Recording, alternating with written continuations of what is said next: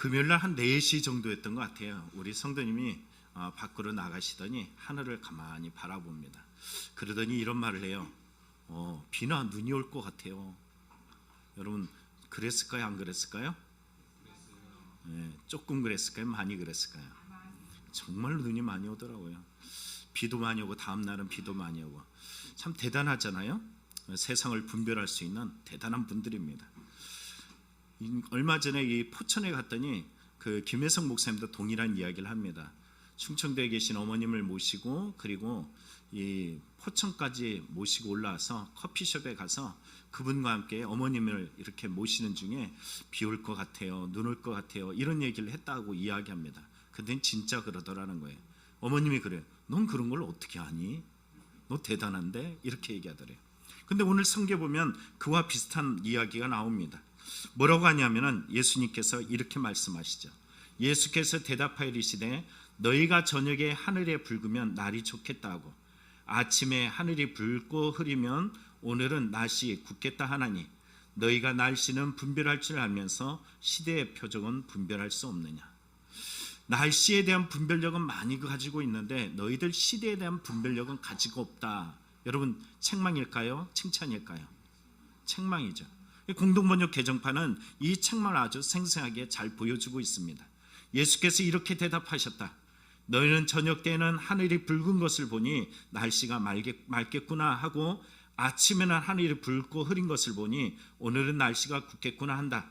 이렇게 하늘을 보고 날씨는 분별할 줄 알면서 왜 시대의 징조는 분별하지 못하느냐. 예수님께서 이들을 책망한 이유가 있습니다. 왜 책망했을까요? 예수님께 와서 이들이 무엇을 구했냐 하면은 하늘의 표적을 구했어요. 하늘로부터 오는 이 표적, 뭐가 문제일까? 예수님께 와서 믿음으로 하늘에서 어떤 표적을 좀 구하는데 이게 뭐가 문제가 돼서 예수님은 이렇게 책망을 했을까라는 질문을 하게 되는데요. 이 공동번역 개정판으로 보면 이 부분도 아주 명확하게 이해될 수 있도록 이렇게 번역하고 있습니다. 바리새파 사람들과 사두가이파 사람들이 와서 예수의 속을 떠보려고 뭐라고요? 예수님은 뭘 하셔요? 사람을 알아요. 그 사람이 신앙 있는 말을 할지라도 믿음이 없는 것을 알고 있습니다. 하느님의 인정을 받았다는 표가 될 만한 기적을 보여달라 그래요. 하늘로부터는 이 표적을 보여달라고 하는데 믿음이에요? 믿음이 아니고 예수님을 넘어뜨리려고 하는 겁니까? 예수님을 넘어뜨리려고 하는 거예요.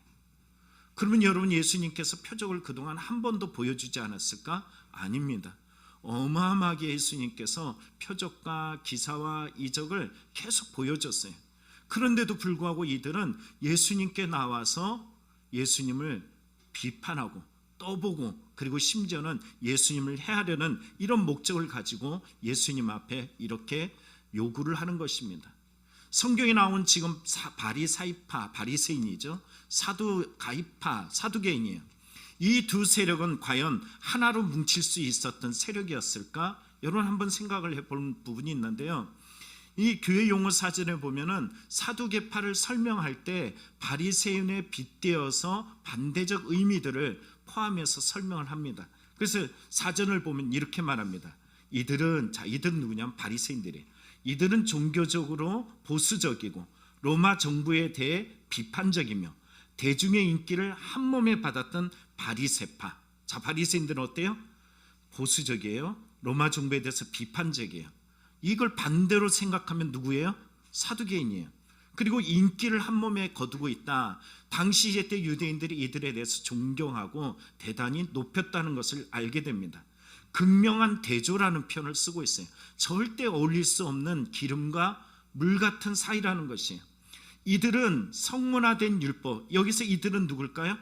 여기서 바로 사두개인을 말합니다. 이들은 성문화된 율법 모세오경만 받아들이고 구전, 장로들의 전승은 거부했다. 또 부활이나 천사, 영생, 영혼의 존재는 믿지 않았다. 이 말은 바리새인들은 어떻게 했다는 거예요? 바리새인들은 부활도 믿고 천사도 믿고 영생과 영혼의 존재를 믿었다라는 것입니다. 현실적인 것을 가지고 있는 사두개파, 그리고 현실을 도피하면서 또는 심지어는 영성이 우선이야 라고 생각했던 바로 이 바리새파 사람들, 먼저 우리가 생각할 것은 바리새파 사람은 철저하게 육신적이었고, 그리고 지금 상황에 아주 잘 맞게 우리는 사회성 이렇게 표현할 수 있을 만큼 정말 현재 로마 정부와 깊은 연관을 가지고, 그리고 철저하게 그들과 짝을 하며 살았던 것을 보게 됩니다. 절대 두 세력은 뭉칠 수 없는 세력이에요. 연합되기 못합니다. 근데 이상하죠. 나쁜 일에는 연합을 잘한다는 거예요. 여러분, 세상이라는 것은 그래요. 하나님의 선과 그리고 마귀의 권세인 악이라는 것은 절대 같은 변에 설 수가 없어요. 그렇죠? 그런데 이상하게 세상이라는 곳에 내려오면은 악이라는 이 존재가 악한 것에 대해서 이거를 배척하지 않아요. 수용을 해. 왜 그러냐면 내가 원하는 입맛을 또는 내가 원하는 뜻을 이루기 위해서는 이것을 서로 합력해서 이뤄가더라는 거예요. 성경이 이렇게 말씀하시죠. 형제가 서로 동거해서 합력하여 선을 이뤄간다고 이야기했는데, 이 어둠의 세력들은 반대예요. 예수 그리스도의 뜻, 하나님의 뜻, 하나님의 말씀과 생명을 구원하는 일에는 항상 어둠의 일은 합력하여 선을 이룹니다. 이 말을 생각해 보면은 어둠의 일은 나도 모르게 그 자리가 좋아 보이고 훌륭해 보이고 괜찮아 보여서 나도 모르게 거기에 발을 떠밀고 몸을 떠밀어서 그들과 손을 짝하면서 함께 걸어갈 수 있다라는 사실이에요. 여러분, 2023년을 살아오면서 여러분 어떻게 살았나요? 하나님의 편에 서 있었나요? 아니면은 어둠의 편에 살아왔나요? 오늘 성경을 보다 보면은 이 바리새인, 사두개인 이들은 철저하게 서로 가운데 부딪히고 절대 하나가 될 수 없음에도 불구하고 자기들을 위하여 또는 자기들의 기득권을 위하여 자기의 이익을 위하여 서로를 수용하고 품어서 결국은 그들의 마음속에 요구하는 것을 추구하고자 예수를 흔들고 있다라는 것입니다. 근데 이들의 질문이 뭐였습니까? 하늘에서 온 뭘 보여달라고요? 표적을 보여주십시오. 한 가지 기억할 것이 있어요. 그동안에 많은 표적을 보여줬다 안 보여줬다? 보여줬어요. 많은 것을 보여줬음에도 불구하고 이들이 표적을 보여주십시오라고 이야기할 때 어떤 마음이라고요? 시험하려고 하는 마음이에요. 예수님을 넘어뜨리려고 하는 마음입니다. 잘 믿기 위해서, 그 길을 따르기 위해서 이 질문을 한 것이 아니기에 예수님이 책망하고 있다라는 겁니다. 저는 종종 이런 질문을 받습니다. 목사님, 성경에 술 마시지 말라는 말이 있습니까? 여러분, 간질간질한 분도 계시죠? 이 질문을 많이 던져요. 이분들이 이걸 저에게 질문을 던졌을 때, 목사님 이제 술 안 마시려고요, 성경에서 그 말씀을 꼭 확인하고 싶습니다, 이래서 질문한 분은 단 한 사람도 없어요. 어떤 마음일까요? 예? 그렇죠, 맞아요. 경험해봐서 알아. 이렇게 마음 편히 먹으려고 그래요. 성경은 뭐라고 그러냐면 잠언세는 쳐다보지도 말라라고 이야기해요. 그래도 이 말을 듣고서 가서 어떻게 해요? 먹어요. 그 말을 질문을 할 때는 주님 앞에서 칭찬받으려면 어떻게 해야 돼요? 주님, 어떻게 하면 제가 술을 덜 먹겠습니까? 어떻게 하면 제 모습이 주님 앞에 거룩해질 수 있습니까? 이렇게 질문을 던져야 돼요. 술 취하지 말라, 이는 방탕한 것이니라. 성령 충만을 받으라. 그럼 주님이 이렇게 말씀하시기에, 주여 성령 충만하게 없어서, 술 취하지 않게 하여 주옵소서, 이러면서 우리는 하나님의 뜻을 발견하면서 꾸러질 수가 있어요. 그런데 주님을 시험하고자 마음을 가지고서, 목사님, 또는 목사가 아니에요, 여기 주님 앞에, 예수님, 언제 성경에 술 취하지 말라고 기록되어 있습니까? 이렇게 오면은 여러분 결국 예수님 뭐라 그래요? 야, 너에게 말할 게 없어, 그러면서 떠나가 버릴 수밖에 없다라는 것입니다.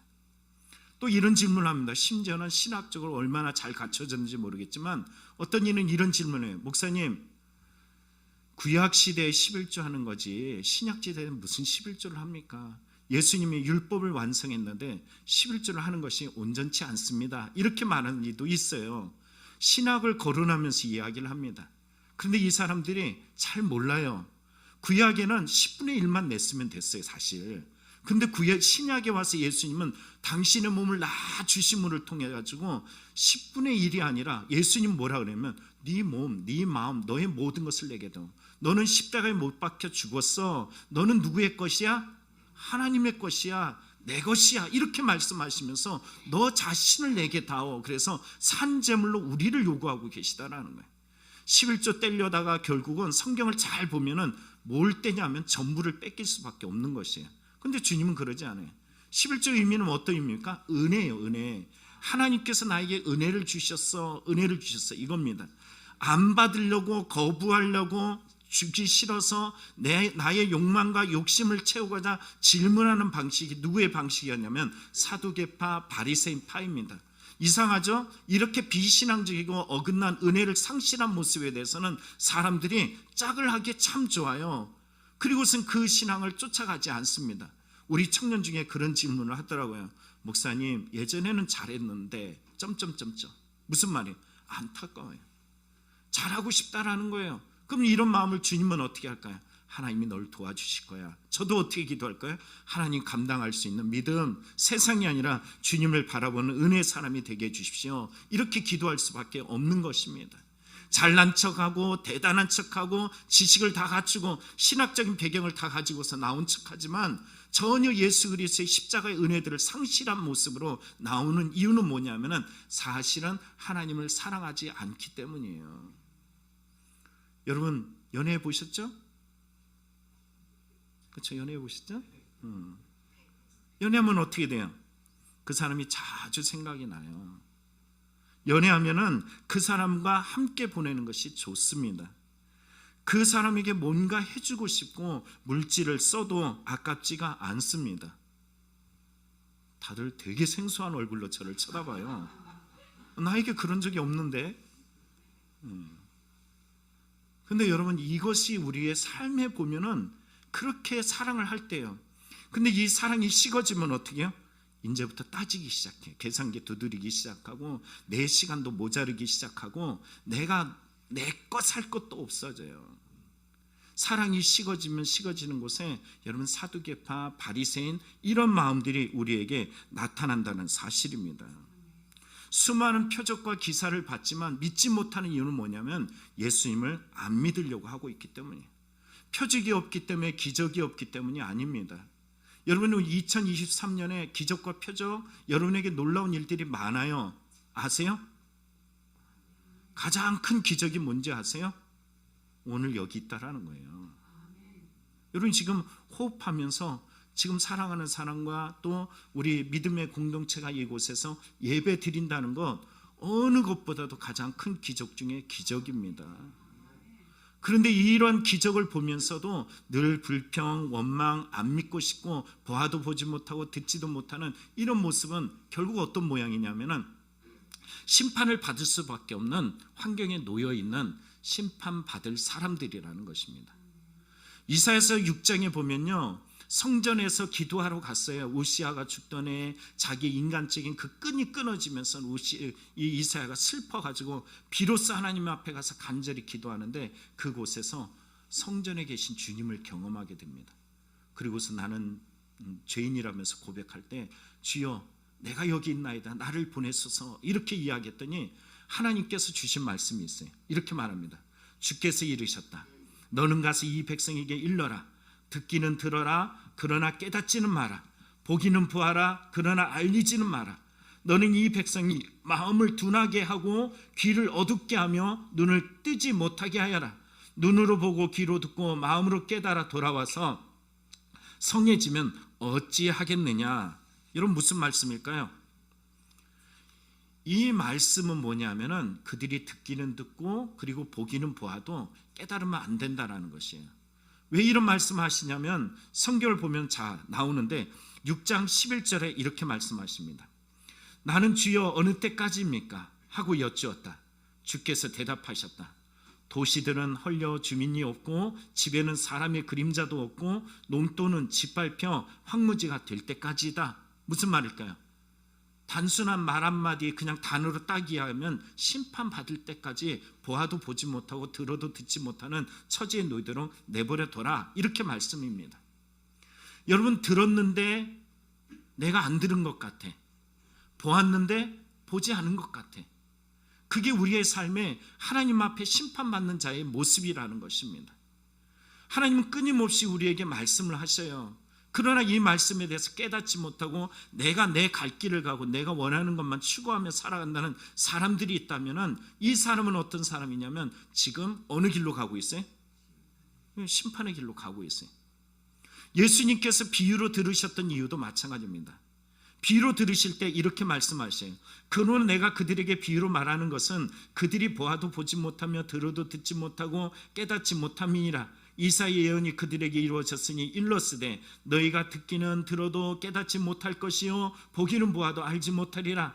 이 백성들의 마음이 완악하여져서 그 귀는 듣기에 둔하고 눈은 감았으니 이는 눈으로 보고 귀로 듣고 마음으로 깨달아 돌이켜 내게 고침을 받을까 두려함이라 하였느니라. 여러분, 주님의 현현을 체험합니다. 눈을 감으면 하나님의 말씀이 기억나고 삶 속에 부딪혀는 수많은 어려움 속에 할 수 있어. 주님은 나와 함께 하셔.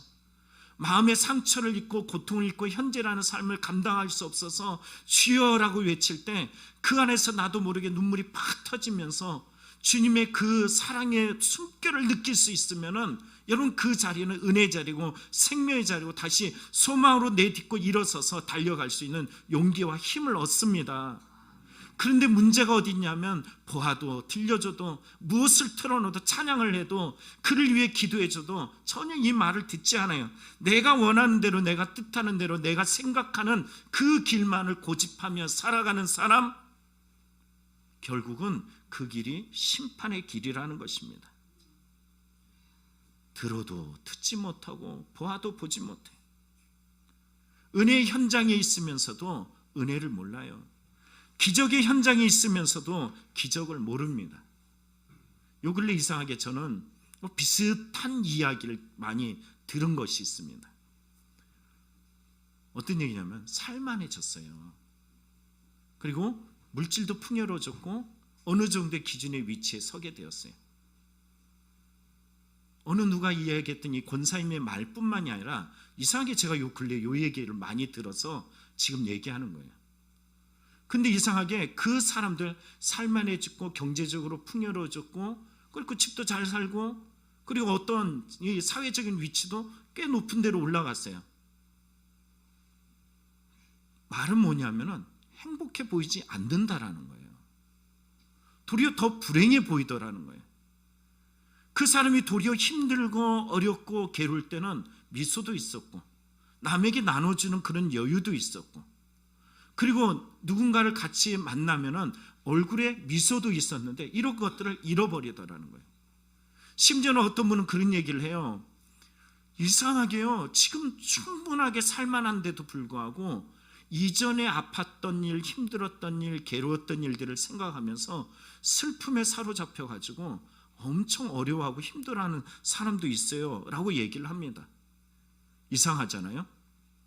그 힘들고 괴롭고 슬펐던 날들을 넘어서 이제는 살만한데 불구하고 다시 말하면 그때 하나님 나에게 이런 기적을 해 주십시오 라고 이야기했던 기적이 일어난 거고 하나님 나에게 은혜를 베푸시면 이렇게 해 주십시오 라고 했던 이 은혜 현장을 지나가면서 그의 마음과 생각은 뭐냐면은 아이고 그때가 생각나. 왜 이렇게 인생이 힘든지 모르겠어.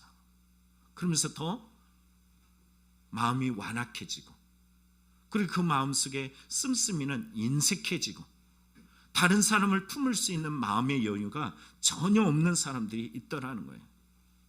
그 삶이 곧 바리새인의 삶이고 사두개인의 모습이라는 것입니다. 결국 이 일을 그냥 하나님이 가만히 내버려 둘까? 여러분 한번 상상해 봐야 돼요. 내버려 두지 않습니다. 여러분 성경에 보면은 출애굽할 때 애굽왕, 그러니까 이집트의 왕 바로의 이야기를 우리는 보게 되죠. 하나님께서 그들에게 계속 했던 말씀이 있어요. 내 백성을 놓아다오 이거예요. 그는 고집부리죠. 그래서 하나님께서는 10가지 재앙을 일으키는데 첫 번째 재앙, 두 번째 재앙, 세 번째 재앙, 네 번째 재앙 여러분에게 이렇게 해 라고 이야기했을 때 첫 번째 심판, 두 번째 심판, 세 번째 심판 몇 번째 심판까지 이르렀어야지 여러분은 아멘하고 두 손 들 것 같아요. 여러분 언제 두 손 들 것 같습니까? 이 바로는 언제까지 두 손을 들지 않았냐면 자기 아들이 죽을 때까지 두 손을 들지 않았어요. 10가지 재앙을 다시 한번 생각해 보면요, 첫째, 둘째, 셋째, 눈에 아주 보여지도록, 자기의 삶의 아픔이 느껴지도록, 그 정도로 하나님께서 모든 순간순간에 그에게 깨달아지는, 하나님이 살아계셔, 하나님이 살아계셔라는 것을 철저하게 보여줬어요. 그분이 얼마나 두려운 존재인지, 마음먹으면 어떤 일을 하시는지 이것을 알려줬음에도 불구하고 계속 듣지 않습니다. 9번째라도 그냥 멈췄으면 좋았을 텐데 이것조차도 멈추지 않아서 10번째 재앙이 임해서 아들이 죽음에 이르게 되어졌어요. 그런데 여러분, 아들이 죽으면 그러면 돌이킬까? 그러지 않아요. 자기 아들뿐만이 아니라 자기 용사들, 군인들까지도 결국은 다 그 홍해 바다에 수장돼서 다 죽어지는 이런 고통을 맛보게 되어져요. 멈춰야 돼요. 멈춰야 돼요. 하나님 앞에 마음을 돌이키고 멈춰야 된다는 사실입니다. 그런데 이 멈추라고 이야기하는 말을 듣지 않습니다. 2023년의 여러분의 삶 속에 완고하고 그리고 자기 고집과 자기 생각과 세상의 기준으로 하나님 살아계신 것 같은데 뭐 또 봐주시겠지 이러면서 여러분이 원하는 뜻대로 살아갔다면은 이제는 2024년은 돌이켜야 돼요. 하나님은 분명히 가만히 내버려두는 것 같지만 하나님께서 사랑하는 자에게 꼭 행하는 것이 있습니다. 여러분 따라해 보십시오. 징계를 행하셔요. 히브리서 12장에 보면은 사랑하는 자에게 징계를 행하신대요. 징계를 행하지 않는 것은 사생자에 버림받았다라는 것입니다. 하나님은 돌이키기를 원하고 계시고 고침받기를 원하고 계셔요. 이 바리새인들에게 여러분, 그 너희는 달라져야 돼, 고침받아야 돼, 변화돼야 돼, 예수님의 이러한 메시지는 끊임없이 공생애 동안에 계속 유지되었어요. 근데 여러분, 이들이 변화됐을까? 여러분, 변화되지 않았어요. 변화되지 않은 이유가 있습니다. 사전을 보면은 이렇게 말합니다.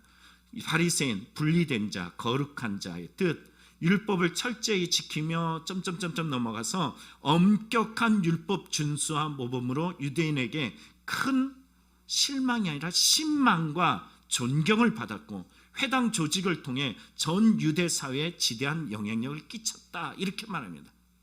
우리말로 이야기하면 신앙이 좋은 사람, 경건해 보이는 사람, 저 사람은 따라해 보면은 정말로 믿음의 덕이 되어지는 사람, 이랬어요. 그런데 예수님이 보니까는 그들 안에 감춰진 그 포장되어진 이면 속에 있는 잘못된 신앙을 발견하게 되었어요. 예수님이 책망했을까요? 그냥 내버려뒀을까요? 회칠한 무덤이라 그러고 그들에게 어마어마한 독사의 자식들아, 이렇게 욕을 합니다. 여러분, 성경은 그냥 독사의 자식들아 그랬지만 이게 엄청난 욕이에요. 여러분, 상상할 수 없는 욕을 잠깐 생각해 보세요. 그 욕이 바로 예수님이 하신 욕이에요. 그런데 돌이키지 않습니다. 여러분, 이 사전에는 이들이 이 말씀을 듣지 않으므로 나중에 어떻게 되었을까요? 이렇게 말합니다. 그러나 예수님 당시 바리새인들은 형식주의, 율법주의, 극단적인 분리주의, 그리고 권위주의적인 특권의식에 빠져 예수님으로부터 책망을 받았다. 그래서 오늘날 신앙의 역기능적인 삶을 살아가는 사람을 일컬어서 바리새인적인 신앙인, 이렇게 말합니다.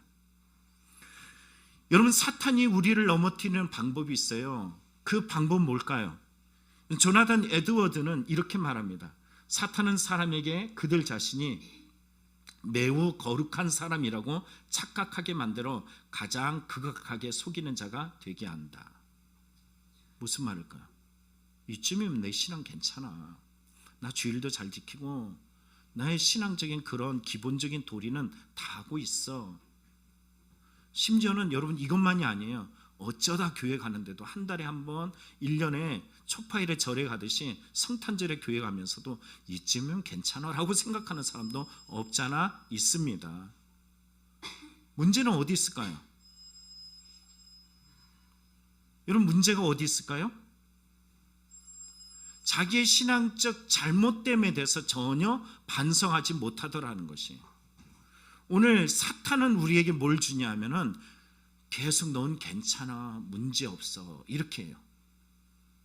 이것이 계속 꾸준히 가다 보면, 여러분 제가 자주 말하는 거 있죠? 개구리 죽이는 방법 똑같아요. 개구리 삶아서 죽이는 법 아시죠? 어떻게 하는 거예요? 천천히. 그러면은 나도 모르게 어느 날 가고 나서 뒤를 딱 돌아보면은 심각해져 있어요. 이제는 돌이킬 수 없을 만큼 심각해집니다. 그런데도 불구하고 돌이킬 수 없는 그 시점이 하나님 앞에는 어떤 기회냐면은 하나님께서 그들을 구원할 수 있는 소망의 기회가 됩니다. 그날이 바로 오늘이에요. 여러분, 오늘 내 신앙을 주 앞에 날마다 성찰하는 것이 신앙입니다. 내가 아무리 좋아 보이고 잘하는 것 같아 보여도 쉼없이 우리는 계속 자신을 돌아봐야 됩니다. 오늘 2023년의 12월, 이제는 10시, 11시, 12시 3시간 15분만 지나면은 이제는 2024년을 맞이합니다. 2023년을 지나가면서 여러분, 어떤 이들은 이 시간을 지나가면서 이렇게 해요. 2023년 이번만 넘어가게 해주십시오. 또 어떤 분은 말해요. 이번만 이겨내게 해주십시오. 이번만 그래요. 또 어떤 분은 말해요. 다시 한번 기회를 주신다면 2023년에 새롭게 달려가겠습니다. 그리고 기회를 요구하면서 오늘 2023년의 12월 8시 46분의 시간을 우리는 맞이하게 됩니다. 어떤 사람은 이렇게 의지적 바람을 가지고서 주님이 주신 기회를 만나보는 시간이 되기도 하지만, 어떤 사람은 불순종, 완악함, 하나님 앞에 불정직함, 이런 모습으로 살았음에도 불구하고 하나님은 그에게 또 한 번의 은혜의 기회를 주시기도 합니다. 왜 사람에게 악인이나 선인이나 하나님께서 똑같은 비를 주시고 똑같은 눈을 주시고 똑같은 공기를 주셔서 2023년의 오늘 이 순간을 2024년을 맞이할 수 있도록 기회를 주시는 걸까요? 한번 같이 읽어봅니다. 시작. 그런즉 너희가 어떻게 행할지를 자세히 주의하여 지혜 없는 자 같이 하지 말고 오직 지혜 있는 자 같이 하여 세월을 아끼라. 때가 악하니라. 그러므로 어리석은 자가 되지 말고 오직 그의 뜻이 무엇인지 이해하라. 우찌무라 간조는 이 부분을 이렇게 말씀합니다. 그의 책 구한록에 보면은 벤자민 프랭클린은 이렇게 말해요. 시간은 금이다, 이렇게 말했어요. 근데 기독교인들은 이렇게 말한다는 거예요. 시간은 영혼의 일부분으로 무수한 심령의 안위를 결정하는 갈림길이다. 무슨 말이냐면 하나님의 평안, 안식을 주시는 기회라는 거예요. 하나님은 우리에게 뭘 주시고자 원하신다고요? 안위를 주시고 평강을 주시길 원해요. 그래서 여러분 성경을 보면 에레미야 29장, 이스라엘 백성들이 야, 너 바벨론에 무너질 거야 하면서 이스라엘에게 선포했던 에레미야를 죽이려고 했죠. 에레미야가 선포했던 말씀이 있어요. 이렇게 말합니다. 여호와의 말씀이라. 너희를 향한 나의 생각을 아나니 평안이요 재앙이 아니니라. 너희에게 미래와 희망을 주는 것이니라. 하나님은 우리에게 뭘 주기를 원하세요? 평안을 주시고 희망을 주길 원하십니다. 그러기 위해서는 하나님의 방법에 우리는 맡겨야 되는 것입니다. 수많은 기적과 이적을 봤음에도 불구하고 내 생각, 내 기준, 이것을 버리지 않으면 절대로 하나님의 뜻에 구원을 이룰 수가 없는 것입니다. 2024년이 다가오고 있어요. 그렇죠? 이 2024년이 다가올 이 시점에 여러분, 2024년이 새로운 날입니까? 진짜 새로운 날이에요? 전도서의 솔로몬은 이렇게 말합니다. 이미 있던 것이 후에 다시 있겠고 이미 한 일을 후에 다시 할지라 해 아래는 새 것이 없다라고 이야기해요. 그는 또 한 번 강조하면서 무엇을 가리켜 이르기를 보라, 이것이 새 것이라 할 것이 있으나 우리가 있기 전에 오래전 세대들도 이미 있었느니라. 해 아래 새 것이 아무것도 없다라고 이야기합니다. 여러분, 날씨를 분별할 줄 아는 우리 이런 기본적인 지식을 가지고 있는 우리에게 하나님은 이 새로운 날을 맞이하기 위해서 하나님은 무엇을 원하시느냐? 여러분 호세아서에 이렇게 말씀하십니다. 나는 인애를 원하고 제사를 원하지 아니하며 번제보다 하나님은 아는 것을 원하느니라. 하나님은 당신을 알기를 원하고 계시요. 인생의 넘어짐과 고통과 괴로움과 아픔을 통해서 영원히 빼앗기지 않는 이 은혜들을 이 하나님이 어떤 분인지 알기를 원하셨어요. 당시 때 호세아 시대 때는 나라가 점점 부강하기 때문에 하나님 말씀을 듣지 않았습니다. 그런데 여러분 어떤 일이 있습니까? BC 722년에 결국 아수리에서 나라는 망해버렸어요. 자신들의 영토가 확장되어지고 경제적으로 살만하니까 하나님 아는 거에 관심이 없어요. 그냥 이 땅에 잘 먹고 잘 살면 될 거야라고 생각했는데 호세아 선지자의 말 선포처럼 그들은 결국 아수리에서 패망하게 됩니다. 이것들을 목도했던 남유다 사람들이 있어요. 이것을 보면서 그들의 마음속에 우리도 저렇게 될 수 있네? 처음엔 듣고 깨달았어요. 여러분 그런데 이 깨달음이 계속 갔을까요? 지속성이 있었을까요? 아니면 그 순간이었을 뿐일까요? 경험해 봤군요. 아파봤죠? 힘들어봤죠? 인생의 어려움을 경험해봤죠? 그때 우리는 뭐라 그래요? 하나님 저는 좀 달라보고 싶어요. 저는 그렇게 살고 싶지 않습니다. 이제 이 기회를, 이 고통, 이 문제를 통해서 이제 새로워질 것입니다 라고 이야기하겠지만 여러분 아시죠? 그때뿐인 사실을. 그래서 결국 어떻게 됩니까? BC 586년에 이들이 멸망합니다. 이들이 멸망 전에 여러분 전도서의 말씀을 그들이 몰랐느냐? 잘 알고 있었어요. 일의 결국은 다 들었으니 하나님을 경외하고 그의 명령들을 지킬지어다. 이것이 사람의 본분이니라. 그들은 솔로몬이 던져줬던 전도서를 보면서 그들은 성문서 안에서 하나님 앞에 변화하고 고침받고 저들이 망했던 모습을 반복되지 않고 이전에 있던 그 인생의 삶, 새로운 새해를 맞이할 때마다 고침받아야 돼, 달라져야 돼, 이렇게 살아서는 안 돼 하면서 하나님 앞에 경외하는 마음을 새롭게 가졌지만 그 순간이었을 뿐이라는 사실이에요. 그래서 결국 BC 586년에 이번에는 신흥 국가인 바벨론에 의해서 멸망을 당하고 맙니다. 오늘 예수님께서는 이렇게 말씀하셔요. 아침에 하늘이 붉고 흐리면 오늘은 날씨 굳겠다 하라니 너희가 날씨는 분별할지 하면서 시대 표적을 분별할 수 없느냐. 여러분 시대를 분별하는 분별력 있는 믿음을 소유하길 원합니다. 2024년 여러분 2023년을 맞이할 때와 뭐가 달라요? 똑같잖아요. 이번만 그리고서 또 2024년을 맞이하니까는 또 이번만.